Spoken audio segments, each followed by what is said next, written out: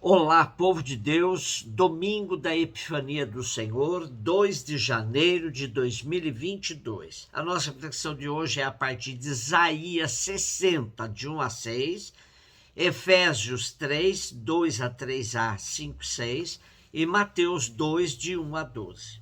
Nós chamamos o autor do texto de hoje, da primeira leitura, de terceiro Isaías, mas na verdade se trata de um profeta anônimo, pós-exílio, que exerceu seu ministério em Jerusalém entre os retornados da Babilônia nos anos 537 a 520 a.C. Os capítulos 56 a 66 do livro de Isaías reúnem uma coletânea de textos com uma pluralidade de autores que os redigiram entre os séculos VI e V a.C. O contexto é o do regresso do exílio da Babilônia, marcado por imensos sofrimentos da população, numa situação de pauperização lastimável. Ainda assim, o profeta anuncia a superação de tudo, fazendo de Jerusalém um centro radiante de luz para o qual caminharão inúmeros povos, além do povo de Israel. Para isso, é preciso que todos assumam a missão de reconstrução do templo, ponto do encontro de todos com Deus, cantando glórias ao Senhor, ofertando ouro e queimando incensos. Efésios. A carta aos Efésios é mais um escrito do prisioneiro Paulo, preocupado com as comunidades da Ásia Menor. Paulo apresenta o projeto do Salvador como um desígnio de Deus, um mistério definido desde sempre, escondido durante séculos e revelado em Jesus e comunicado aos apóstolos. Paulo se considera um apóstolo, a quem também foi revelado tal mistério, que agora ele desvela para as comunidades da Ásia Menor. O que vemos na carta e no trecho de hoje é que o mistério consiste na salvação trazida por Jesus, não somente para os judeus, mas para todos os povos da terra. Os pagãos também são integrados no projeto de salvação, que ganha em Jesus a conotação de universal.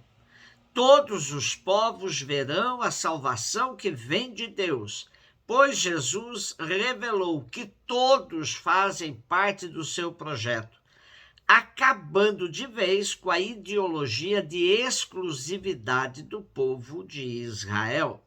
Mateus 2, de 1 a 12. Tendo nascido Jesus na cidade de Belém, na Judéia, no tempo do rei Herodes, eis que alguns magos do Oriente chegaram a Jerusalém perguntando: onde está o rei dos judeus que acaba de nascer? Nós vimos a sua estrela no Oriente e viemos adorá-lo.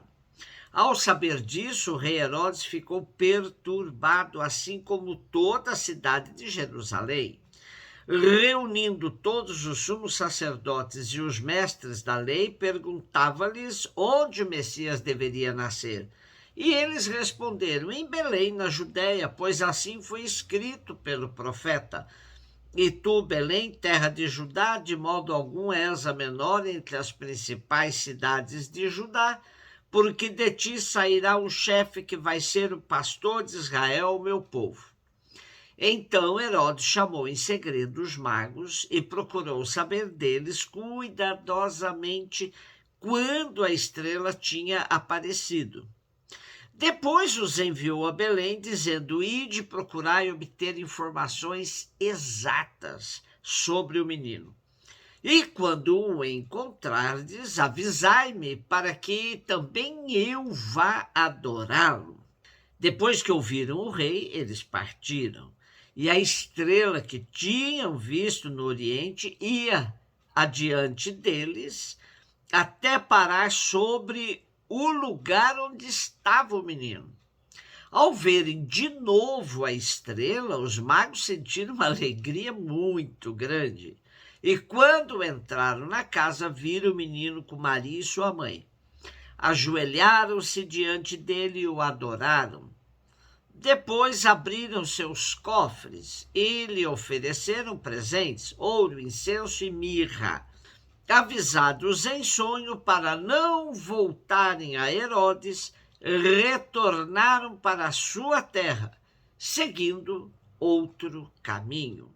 A visita de 3 chefes de Estado ao estadista Jesus de Nazaré povoa a imaginação do povo que ao longo dos séculos coroou o episódio com muitas celebrações populares. Na verdade, não são 3 reis, mas sim 3 magos ou astrônomos que, interpretando os astros, puseram a seguir uma estrela que lhes indicava o nascimento de alguém muito importante que eles identificavam como rei de Israel.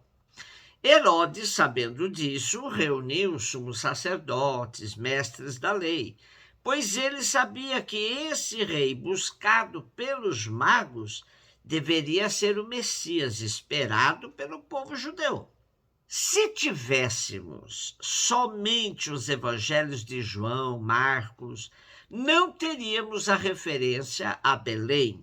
Mas para Mateus, Belém é muito importante, pois era a terra natal de Davi, e afirmar que Jesus nasceu aí é associá-lo aos anúncios proféticos que falavam que o Messias seria da descendência de Davi e que nasceria em Belém. Dizer como Marcos que naquele tempo veio Jesus de Nazaré e se fez batizar por João no Jordão era um obstáculo para um judeu aceitá-lo como Messias.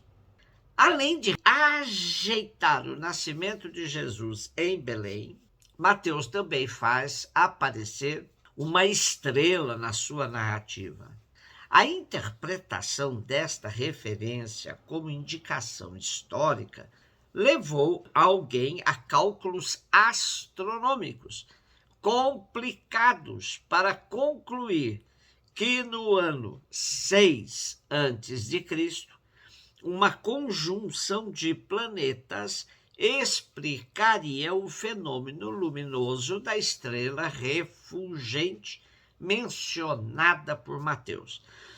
Outros andaram à procura do cometa que por esta época devia ter sulcado os céus do Médio Oriente.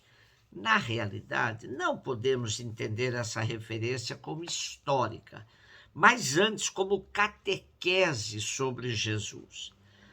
Segundo a crença popular, o nascimento de uma personalidade importante era mesmo acompanhado da aparição de uma nova estrela. Também a tradição judaica anunciava o Messias como a estrela que surge de Jacó. É com estes elementos que a imaginação de Mateus, posta ao serviço da catequese, vai criar a estrela. Mateus está, sobretudo, interessado em fornecer aos cristãos da sua comunidade argumentos seguros para rebater aqueles que negavam que Jesus era o Messias esperado. Além de Belém e da estrela, Mateus ainda se serve dos magos, que poderiam ser mágicos, feiticeiros, charlatães, sacerdotes persas ou astrólogos mesopotâmios. Porém, para Mateus, eles são representantes de povos estrangeiros que reconhecem em Jesus o Rei de Israel. A festa da Epifania ganha esse sentido de manifestação do menino Deus a todas as nações, representadas pelos magos que entenderam bem o sinal da estrela. Pois quando se aproximavam de Herodes, a estrela sumia, e quando se distanciavam dele, a estrela voltava a indicar-lhes o caminho.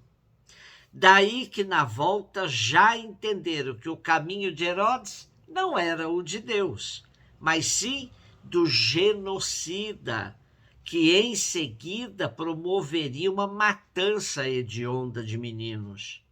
Que aprendamos também na vida a nos distanciar dos Herodes de hoje e seguirmos o caminho da estrela que nos aponta o Salvador. Um beijo no seu coração.